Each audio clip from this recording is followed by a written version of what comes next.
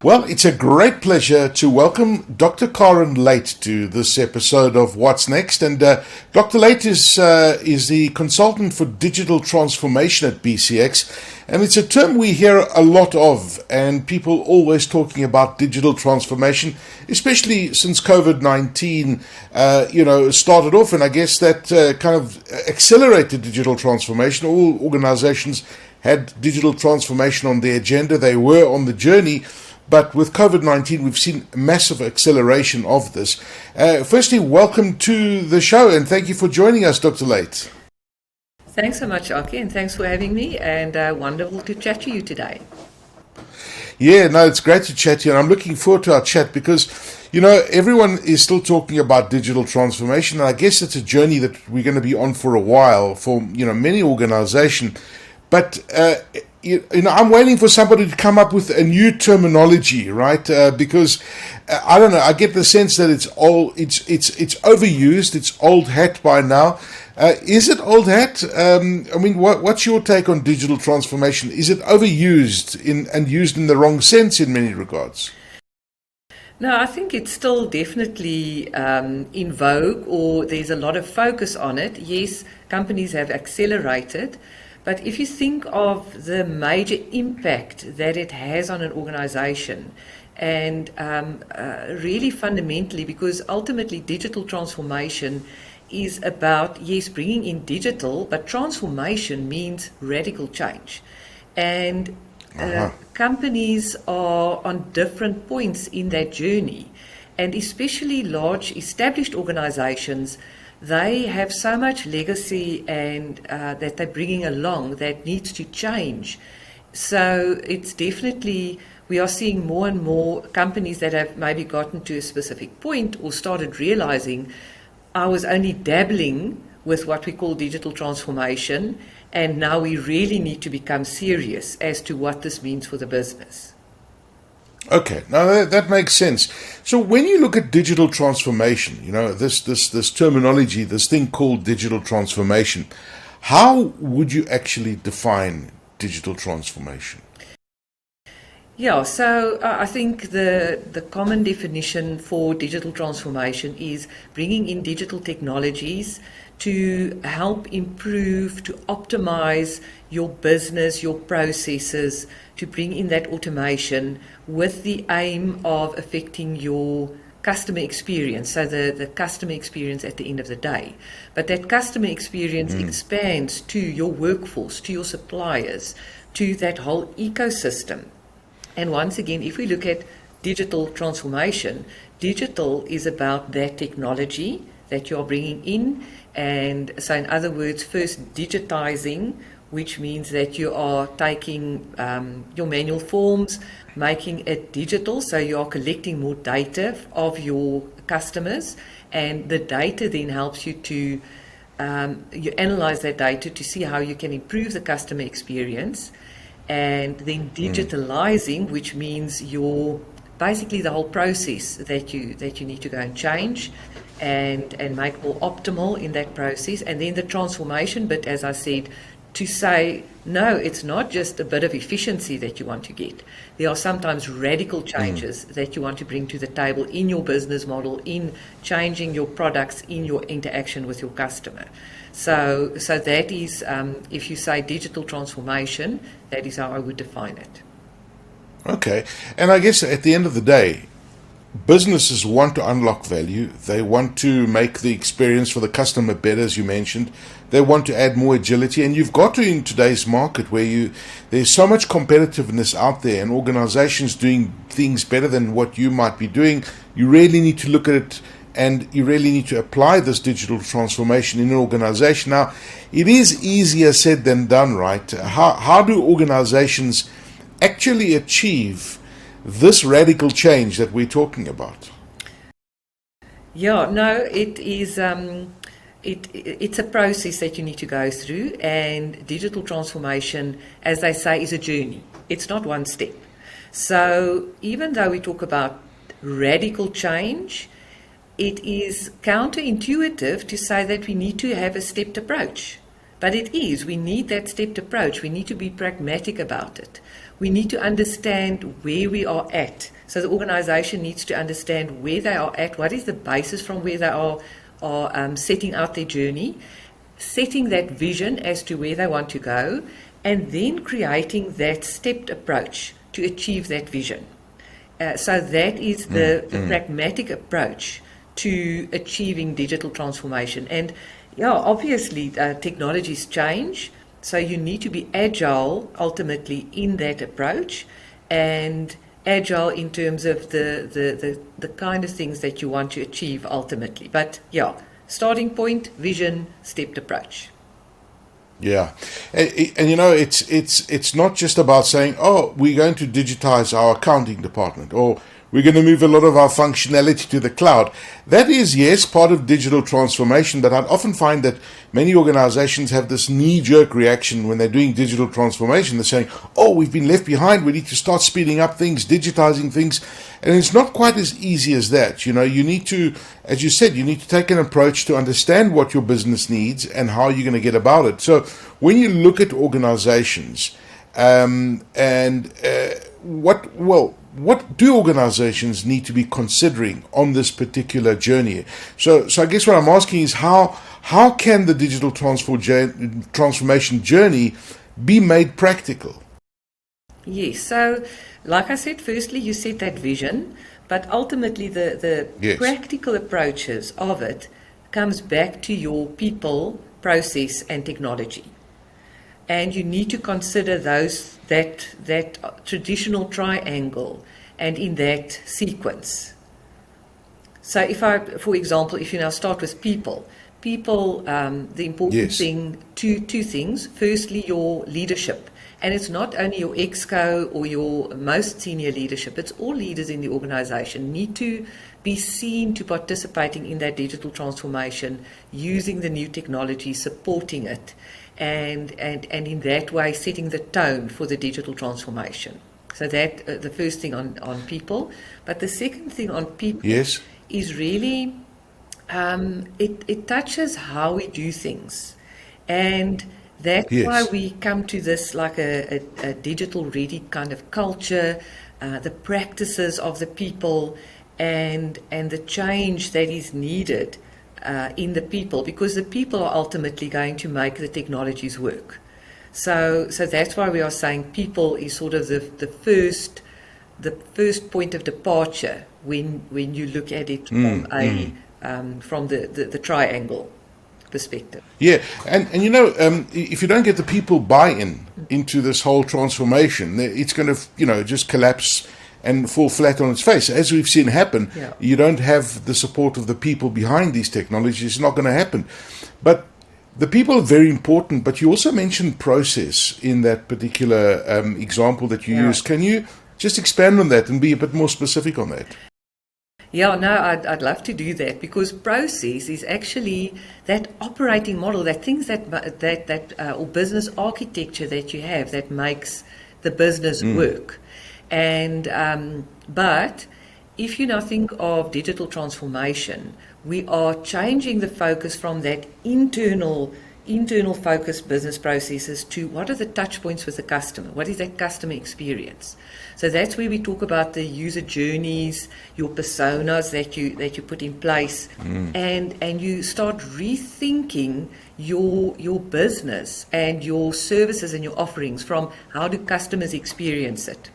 So, but once again, coming back to the way that you do it in the background, you can think of it as a duck on water. It's paddling. Yes. It's paddling. It looks like it's floating on the water, and that's the customer interface. It looks very smooth, but underneath it's like this furious paddling. And that's the processes that need to make that smooth customer interface work. So that's why your business Yes. processes and the way that you optimize it and the way that you then link it to that user journey, why that's so important. Yeah. I want to go back to the people for just a second, because I just thought about something and I just want to expand on that, because the mindset of digital transformation and the human side of digital transformation, as you mentioned, I guess the last 2 years have been extraordinary for most organizations because, people have been working remotely and virtually. Some people continue to work that way. And it's actually a massive change in how we worked in 2019 versus how we work today. And I know that you did some studies around this virtual workplace and what we call Industry 4.0 versus Industry 5.0. What did you discover with hybrid work and that kind of thing? I mean, what stood out from your studies and just looking at how people adapt to this digital transformation and this hybrid way of working? Because I guess the hybrid way of working is a key element of this digital transformation that we're talking about. Yeah, no, absolutely. And I think a couple of years back, it was basically people wanted to work. So with my studies as well, looking at what is the enabling the performance of virtual knowledge workers. So what is it that you need to do to enable the virtual knowledge workers? And I mean, there were two things. Obviously, technology is always there, but it's also your support from the management, and the management being clear as to what the expectations are and what is expected of that individual when they're working remote, and the individual being transparent in terms of how they are working and what they are doing and what they are delivering. And I mean, it's now still like that. It's the fact that just from that hybrid work perspective, when people are not working or in direct contact with their managers, their deliverables, so it's becoming much more deliverable based, and their deliverables are then showing that they are working. And I think if you now think of digital transformation is making that possible because your processes are collecting the data of where people are working and what they are doing. So you can go and count how many incidents have been resolved or how many purchase orders have been processed and that kind of thing. So it is about the hybrid work is about that visibility, and managers then giving the tools and the organizations giving the tools for people to be able to work in that way. But also, if I can expand it a bit towards that Industry 4, Industry 5 kind of discussion. So Industry 4 was now this thing about we need to digitize. It's now the digital era, and a lot of concerns were raised around, but now we're just going to automate and people are going to lose their jobs. And that wasn't seen as a positive thing.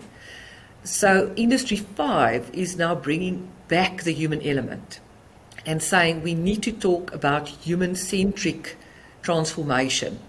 And where previously you might have said, okay, we're just going to automate processes.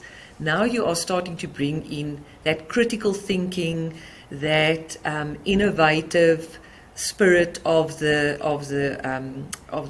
people, the problem-solving capability, and putting that on top and calling it the digitally augmented work that we are doing. So we are using digital to augment our work and not just replace people. And I think that is the key difference between just talking about the Industry 4 and then going towards the Industry 5 kind of discussion that we are having. Okay, no, it's fascinating. And I guess it all comes down to a new form of culture in an organization. You talk of company culture, now we're talking about digital culture and how people are experiencing technology and those sort of things. I mean, what do you see with how people experience technology, for example? Are there massive changes? Do you find that people have become more productive or less productive for that matter? Yeah, so if you think of how people are experiencing that technology, so there's a perceived usefulness sometimes that comes in to say, if they perceive that the technology is going to assist them, they just adopt it. So that is the easy route to follow. And yes, people become more productive, but there's also more expectations the whole time to say, so you need to be, this whole digital ready culture is about learning the whole time, learning new things and learning how the new technologies work and being innovative about how you are using those technologies. And those are the kind of things that you then bring into this digital ready culture of people using technologies and learning, that continuous learning and agility. Those are the key differentiators in this digital ready culture. Dr. Luyt, with the research that you did and your studies around the virtual workplace, are there any real blockers or like hurdles in this entire process that organizations need to be aware of? Well, I think that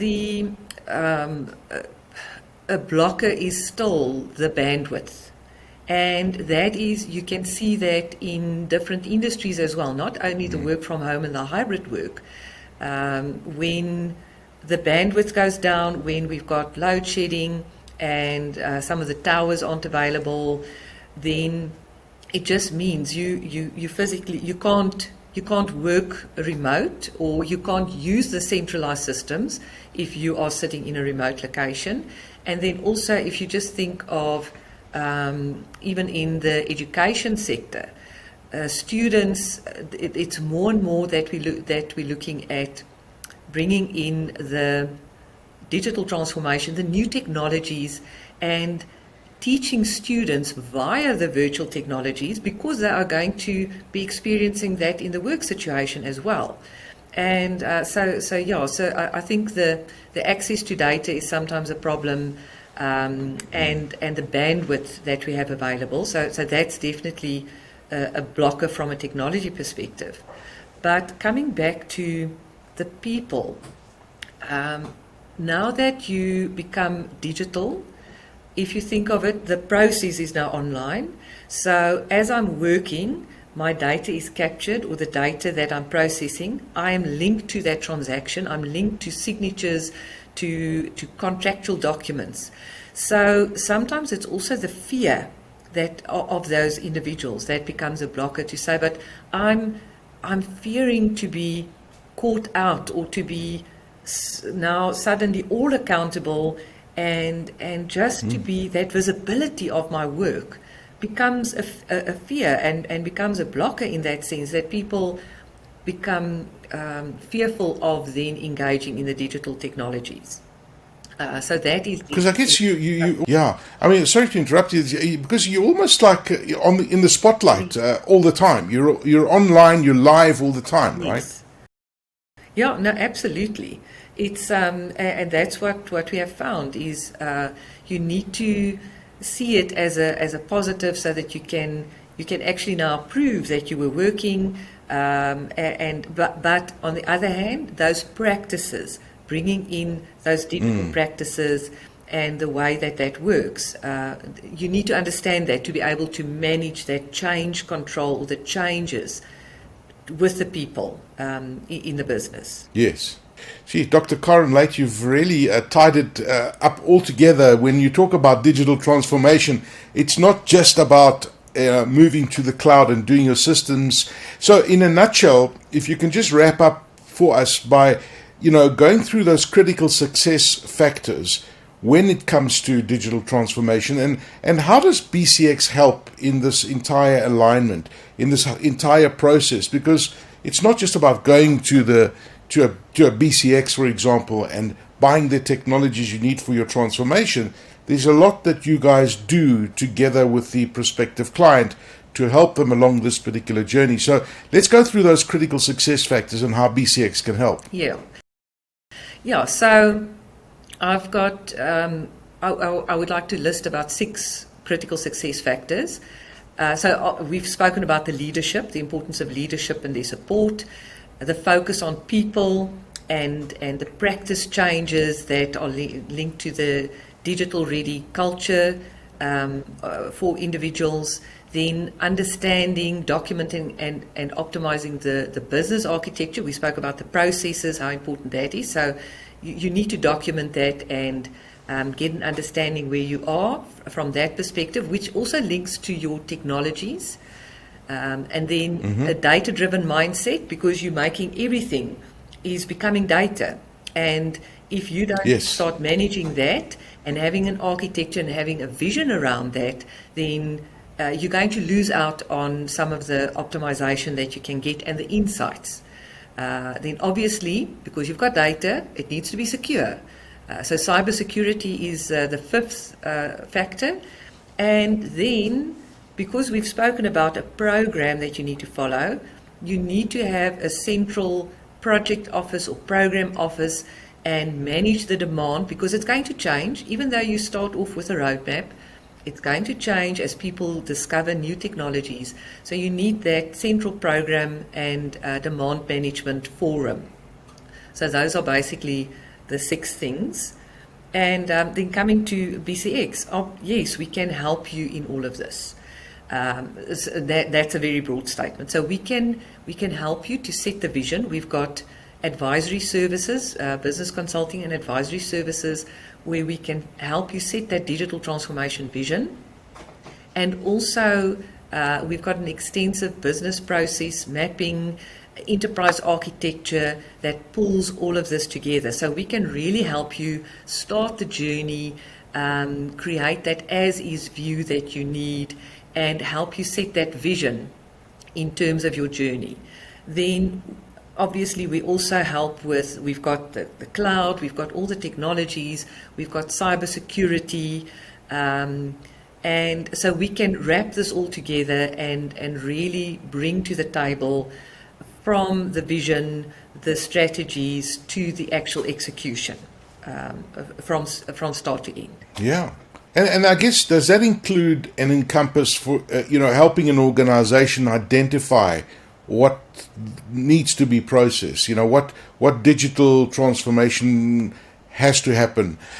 Because sometimes organizations just don't know, and you guys would come in at BCX and say, well, if you look at how you do this, if you do it that way, it's going to be a lot more efficient.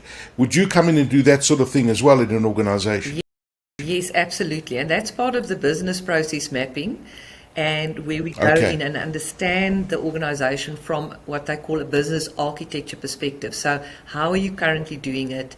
Where are those points that we can automate, optimize, change your processes? And at the same time, as I said, what are the supporting systems, the new systems or the new ways of work that we can bring in and that we can help you identify? So obviously, as part of that, we would do a bit of a research in the different industries. We bring with that industry knowledge, looking at what's happening in a specific industry, and then map that, help the customers to map that in their digital roadmap as well.